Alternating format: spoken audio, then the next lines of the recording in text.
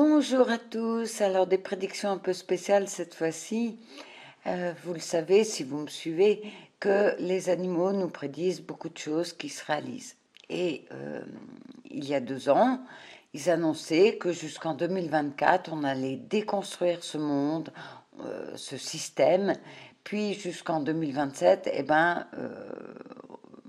on va faire le contraire, on va construire un nouveau monde et vous allez voir que ça correspond exactement à ce que révèle le design humain. Le design humain indique l'année 2027 comme une date très très importante. On va aller voir ça, mais on va d'abord se pencher sur quelques notions en design humain pour que vous compreniez un peu mieux. Ce design humain, il apporte des connaissances sur le développement de chaque individu, mais aussi la connaissance de l'espèce humaine et de la civilisation. Alors, contrairement à l'astrologie qui divise la sphère céleste en 12 secteurs, le design humain, lui, divise cette sphère en 64 secteurs qu'on appelle des hexagrammes. Et chaque secteur est divisé en sous-secteurs qu'on appelle des lignes. Et la Terre, elle traverse un secteur, donc un hexagramme, en 412 ans à peu près. Et donc, tous les 412 ans, tout bouge. C'est donc un petit peu le bordel tous les 400 ans, quoi. Finalement, l'axe de la Terre dessine actuellement les derniers moments de ce secteur. C'est la porte 37, la porte de la famille, la porte de l'amitié, de la loyauté, et avec une notion de contrat, de pacte. Et en 2027, l'axe de la Terre va passer dans l'hexagramme 55, la porte 55, qui est la porte de l'esprit. Il faut savoir que depuis 1615, quand même, selon le design humain, toujours, on est dans un cycle de la croix de planification. Et toutes les révolutions des 400 dernières années étaient concentrées sur 2 points. L'amélioration des conditions matérielles de vie de tous et le développement de la valeur de chaque personne, et ça, quel que soit son statut. Donc depuis 400 ans, chaque personne sur cette planète est en quelque sorte obligée de prendre en compte les autres, c'est-à-dire ses parents, ses voisins, les habitants de sa ville, les habitants d'un pays, mais aussi de la planète. Et le canal 3740, c'est la base de cette croix de planification. Ça veut dire que les relations entre les individus ont le caractère d'un accord, d'un partenariat. Contrat de travail, contrat de mariage, contrat d'assurance, il y a des contrats partout.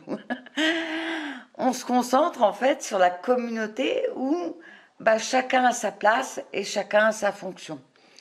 Et la croix de planification, elle indique clairement que chaque organisation sociale doit fournir un soutien et des soins. Mais cette croix, elle touche à sa fin.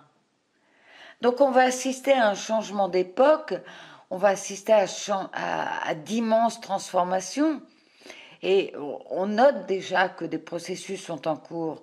Ça témoigne justement le changement imminent de cette croix.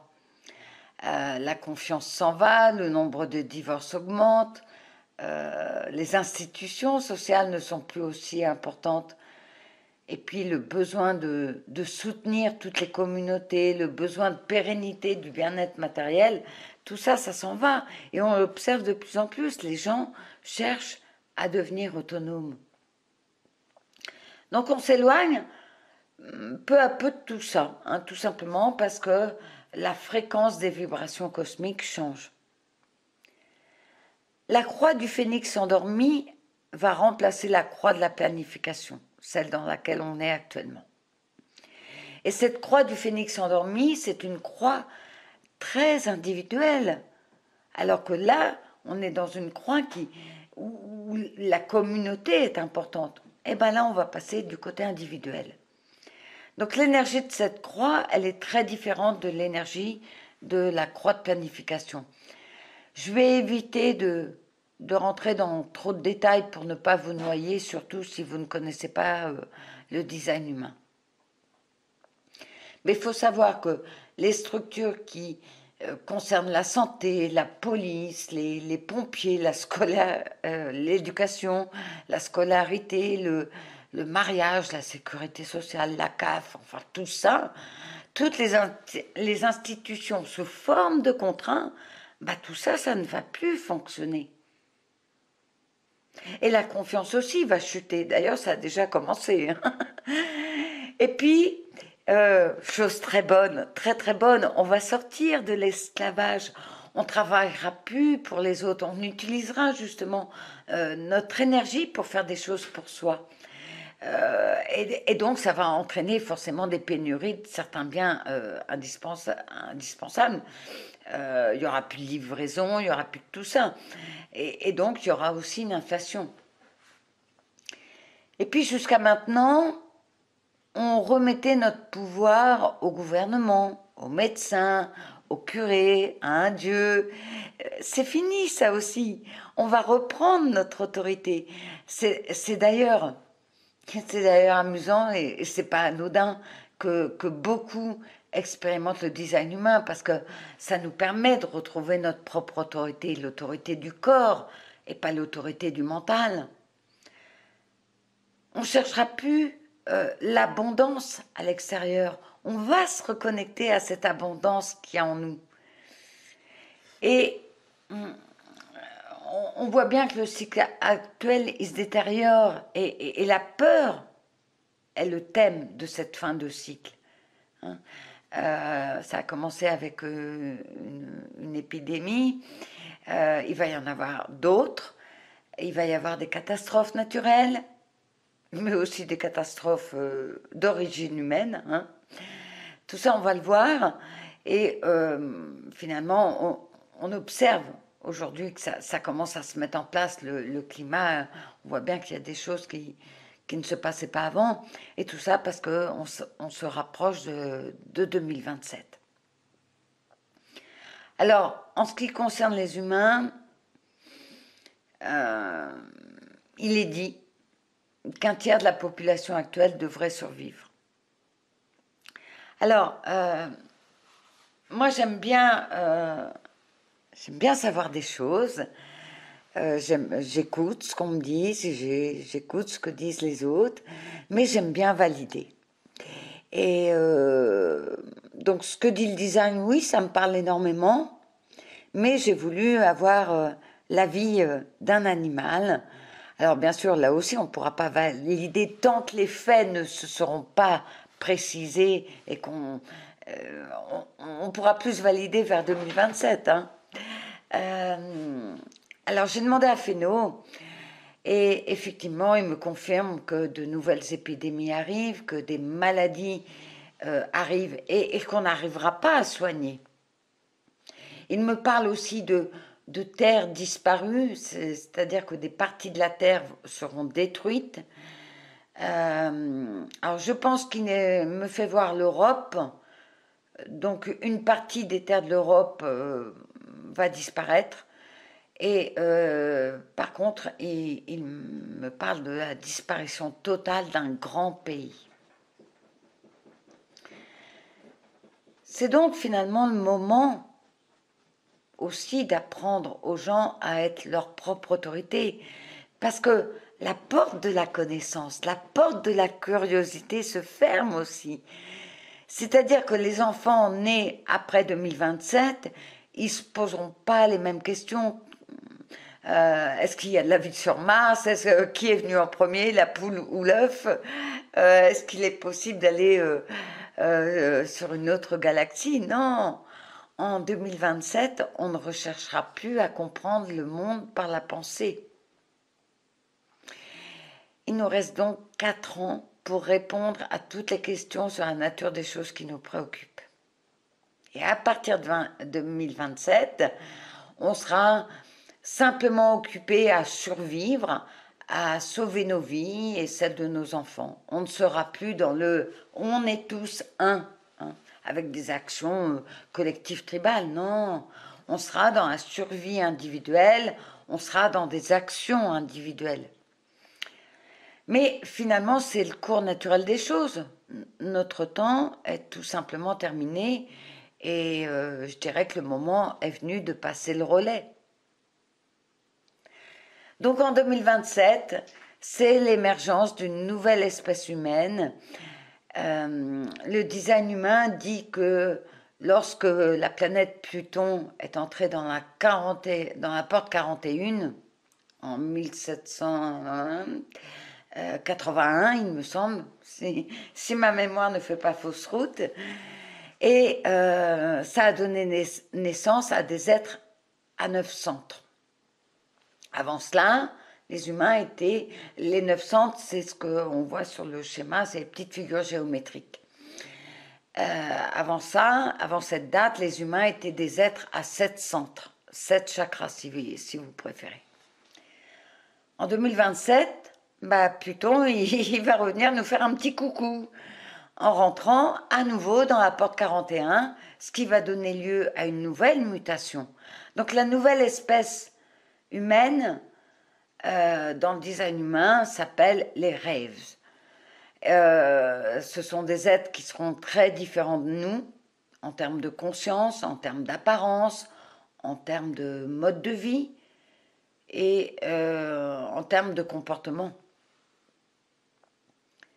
2027, il sera marqué par le centre du plexus solaire qui deviendra un centre de conscience. Ça veut dire que nos sentiments seront à une fréquence plus élevée, nos sentiments seront alignés avec l'amour. On sera plus capable de faire du mal. Waouh.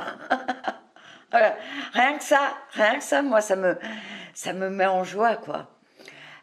Mais, il y a un mais, on n'aura pas le corps pour intégrer ce changement. On est quelque part une version de l'humain en transition.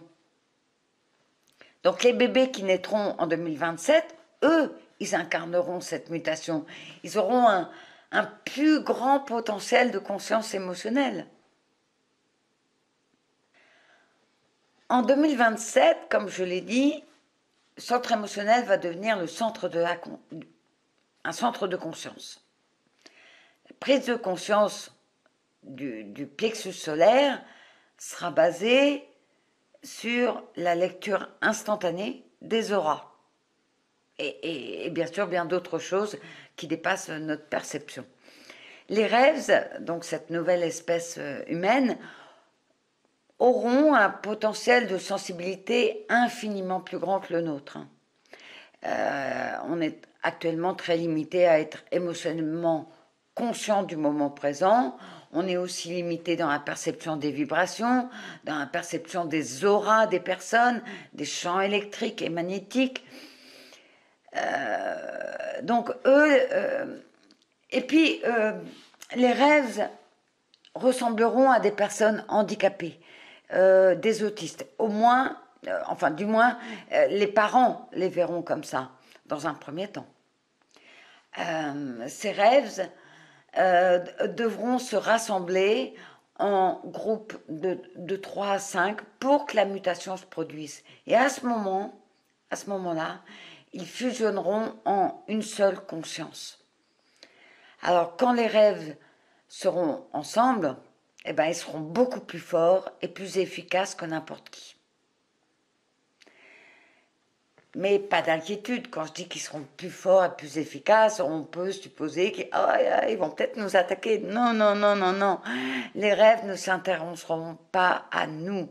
Ils ne s'intéresseront pas à nos valeurs matérielles, ni à nos valeurs spirituelles, ni à nos valeurs scientifiques, ni à notre territoire, ni à notre nourriture. On ne sera pas pour eux des concurrents, ni des partenaires, ni des ennemis. Ils vont créer leur civilisation à part et on n'y aura pas accès parce qu'on ne comprendra pas leur processus. On n'aura jamais accès au monde de leur fréquence. ils vivront pas comme nous. La seule chose, je dirais, pour laquelle les rêves dépendront de nous, bah, c'est leur naissance. Parce que les représentants de l'espèce humaine, bah, ça sera leurs parents. Alors, ces nouveaux êtres n'auront pas une bonne vue. Il y aura une absence d'émotions externes. Hein, et puis surtout, et là j'en suis ravie, mais mon Dieu, ils seront végétariens. On ne sait pas au juste de quoi ils vont se nourrir, mais en tout cas, ils ne mangeront pas d'animaux. Ils auront une peau, des problèmes de peau, des problèmes de vision, des problèmes aussi d'élocution. Alors j'ai demandé à Zoé, j'ai encore fait ma curieuse, j'ai demandé à Zoé de me décrire cette nouvelle espèce. Alors elle me dit qu'il y aura une différence physique au niveau des mollets. J'avais une image, c'était assez flou parce qu'elle me montrait les deux et je savais pas trop. En tout cas, ça concerne les mollets. Ils seront soit plus grands que les nôtres, soit plus petits que nos mollets actuels. Bon, voilà. La peau aussi sera d'apparence. Ce qu'elle m'a montré, moi je la voyais, mais légèrement, hein, c'est pas des étincelles là, la peau. La peau, elle sera légèrement brillante, ouais. Et puis j'avais l'impression que cette peau, elle est comme caoutchouteuse. Je sais pas si ça se dit, mais bon, je l'emploie. Ça me paraît moi, ça me paraît désagréable au toucher, alors sans doute parce que c'est différent de notre peau actuelle, mais voilà, quand Zoé m'a montré ça, j'avais l'impression que cette peau était légèrement caoutchouteuse, c'est très différent de la nôtre, et puis voilà, ça me paraissait désagréable. Et puis elle dit que la tête sera un petit peu plus ronde et un petit peu plus petite que nos têtes actuelles.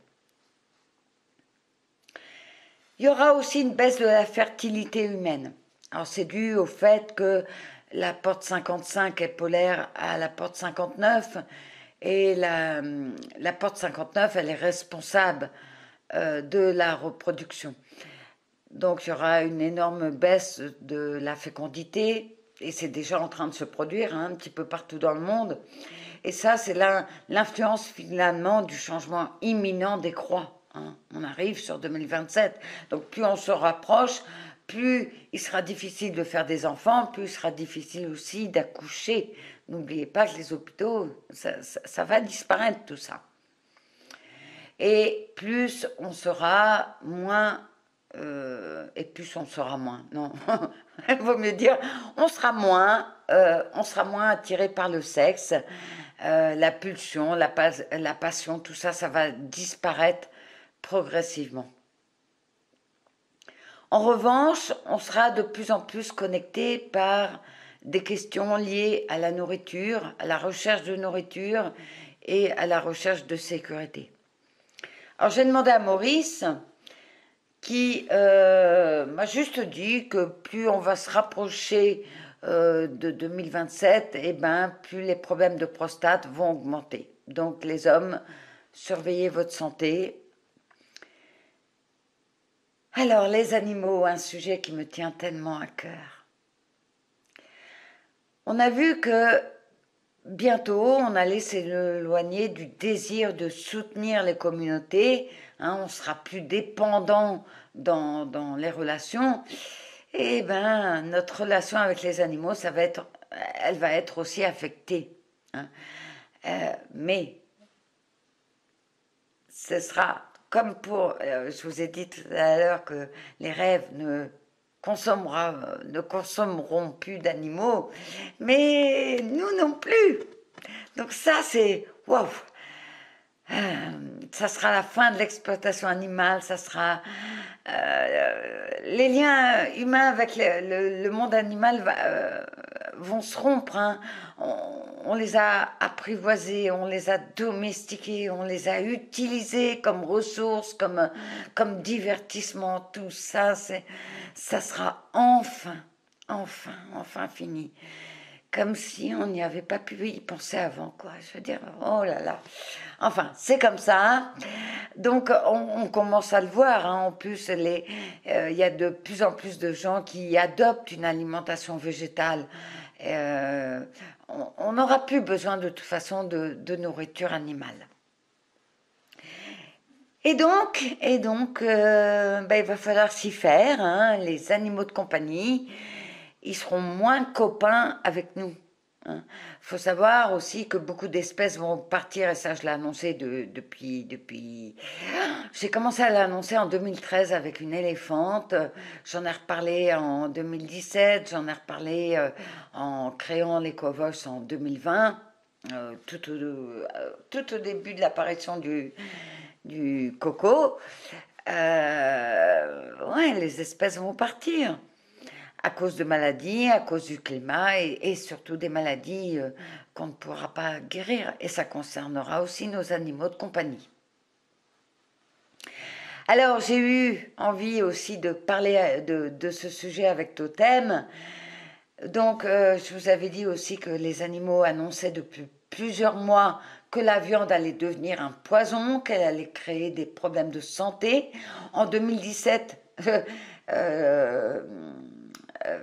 dans une vidéo qui s'appelle « Ce que nous mangeons nous disent », une chef m'avait dit que les consommateurs de viande auront un problème au niveau du cerveau. Et depuis 2 ans, les animaux nous recommandent aussi de manger moins, mais mieux, et de s'alléger, quoi. Alors là, Totem me parle, et ce n'est pas la première fois, de disparition en masse d'animaux. Hein. Donc, comme je vous l'ai dit tout à l'heure, ça sera dû aux maladies, impossibles à soigner, ça sera dû au climat, mais aussi aux ondes.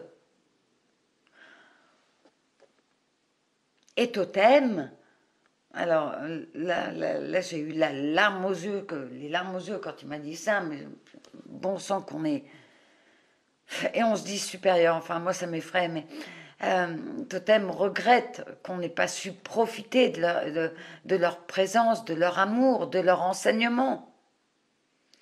Il me dit, vous n'avez pas vu notre puissance. Alors Totem aussi me précise que les animaux de compagnie peut-être s'enfuiront, hein, commenceront à nous désobéir, donc ne les grondons pas, hein, ne faisons pas ce qu'on a fait pendant des centaines d'années à les martyriser sans chercher à les comprendre. Ça fait partie de l'évolution. Donc nos loulous ne seront plus aussi amicaux envers nous. Donc s'il vous plaît, soyez sympas avec eux. Au niveau de la religion, notre attitude envers Dieu, envers les différents dieux, peu importe lesquels, hein, et la religion va changer. À partir de 2027, il n'y aura plus cette pression de rechercher un Dieu, une puissance comme ça au-dessus. On n'aura plus besoin de croire en Dieu, ni dans le cadre d'une communauté spirituelle, ni en soi-même. Hein. Toutes les recherches de toute façon de puissance supérieure qui expliquent tout, eh ben, tout ça, ça va cesser. Parce qu'une explication et une compréhension complètement différente de tous ces phénomènes viendront. Hein. Mais c'est difficile pour nous de comprendre ça maintenant. Alors, comme mot de la fin, je dirais que c'est sûr qu'on va connaître des moments terribles. Hein. On ne peut pas, je dirais même qu'on ne sait pas déconstruire sans créer de chaos, hein, sans violence, sans tout ça. Bah oui, c'est comme ça, qu'est-ce que vous voulez. Et en plus, bah, le climat va s'en mêler, donc ça va pas être très joyeux. Mais voyons le côté positif des choses. c'est aussi une chance de vivre cette époque. Et d'ailleurs, on me reproche souvent, quand je fais l'Eco-Voice, les prédictions des animaux, d'être négative, d'être dans des vibrations extrêmement basses. Alors déjà, on ne me connaît pas, mais c'est pas le cas. Examinez-vous, examinez-vous. Vous êtes tous, et moi y compris, en phase de questionnement. Waouh, on va vers quoi là? Tout se casse la figure. Donc, on est tous inquiets. On peut être inquiet et ne pas tomber dans une peur, dans une grosse peur. Mais on est tous inquiets, on se pose tous des questions. Et regardez les questions que vous me posez, parce que les animaux, finalement, ils répondent à vos questions, à vos inquiétudes. C'est que ça. Ils vont pas vous dire la guerre va se terminer en Ukraine, tout va bien, il va y avoir de l'abondance. Non, vous allez me sauter dessus dans les mois, dans les semaines après, en me disant mais tu racontes que des conneries, Mathilda, tu captes mal les animaux. Donc soyez logique, quoi. Ok, c'est pas une période confortable, mais on a cette chance de vivre cette époque, on va peut-être vivre cette transition. Moi, je trouve ça merveilleux quelque part. J'espère que je serai là pour vivre ce nouveau monde. Et ce qu'il faut retenir aussi, c'est qu'on va retrouver notre autorité. Plus que jamais, la capacité à être soi-même est importante. Et le design humain est, à mon avis, et je pense que c'est pas du tout un hasard que Ra Uru a canalisé cet enseignement dans les années 80, donc 40 ans quand même avant ce changement de monde. Je sais pas où j'en étais, donc oui, oui, parce que ce design, il nous permet de nous équiper. À mon avis, pour l'expérimenter depuis 6 ans, c'est la connaissance qui va nous permettre de ne pas tomber dans le chaos, de ne pas tomber dans la confusion, de ne pas tomber dans l'incompréhension de ce qui se passe. Hein, les catastrophes naturelles, l'indifférence à la souffrance des autres, etc. On a en fait une occasion sans précédent d'observer finalement le déclin et la transformation de notre civilisation, mais on a aussi l'occasion de nous responsabiliser et de responsabiliser nos enfants à l'aide d'outils qui sont simples, comme le design humain, avec la stratégie et l'autorité, qui sont définis par le design humain. Donc écoutez votre destin, apprenez au corps et non pas au mental à prendre les bonnes décisions pour lui et donc pour vous.